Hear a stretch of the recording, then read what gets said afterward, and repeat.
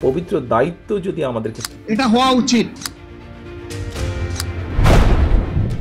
রাজনীতির দাবার বোর্ডে চলছে নতুন এক গেম। জাতি চুপচাপ, কিন্তু বাতাস ভারী হয়ে উঠছে অজানা এক উত্তেজনায়। হঠাৎ করেই সামনে এলো বিস্ফোরক এক প্রস্তাব। বিএনপির ভারপ্রাপ্ত চেয়ারম্যান তারেক রহমান হবেন প্রধানমন্ত্রী, আর জামাতে ইসলামের আমির ডাক্তার শফিকুর রহমান উপপ্রধানমন্ত্রী। শুধু তাই নয়, নোবেলজয়ী ডক্টর মোহাম্মদ ইউনূস রাষ্ট্রপতি এবং বিশিষ্ট চিন্তাবিদ ডক্টর বদিউল আলম মজুমদার হবেন উপরাষ্ট্রপতি। রাজধানীর জাতীয় প্রেস ক্লাবে যখন এই কথাগুলো উচ্চারিত হলো, তখন পুরো হল যেন থমকে গিয়েছিল। কিছুক্ষণ নিস্তব্ধতা, এরপর শুরু হয় তুমুল গুঞ্জন। প্রশ্ন উঠছে, এটা কি নিছকে একটি আলোচনা, নাকি আগাম নির্বাচনের আগেই গোপনে শুরু হয়ে গেছে জাতীয় সরকার গঠনের রূপরেখা চূড়ান্ত করার প্রক্রিয়া? উত্থাপন করা খসড়া অনুযায়ী জাতীয় সরকারের দায়িত্ব ভাগ হবে আনুপাতিক হারে।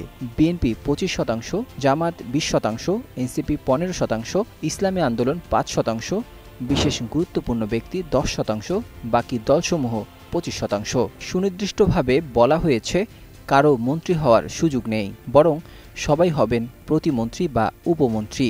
একদিক থেকে এটা আবারও ইঙ্গিত দিচ্ছে যে সরকার হবে উপদেষ্টা নির্ভর।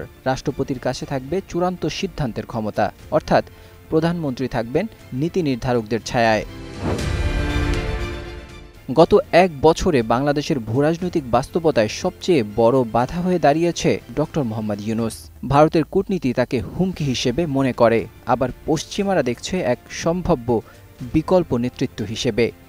তাই তাকে রাষ্ট্রপতি করে কার্যত একটি নিরপেক্ষ অভিভাবকতন্ত্রের সৃষ্টি করা হলে দেশীয় রাজনীতির গতি ও গন্তব্য অনেকটাই বদলে যাবে।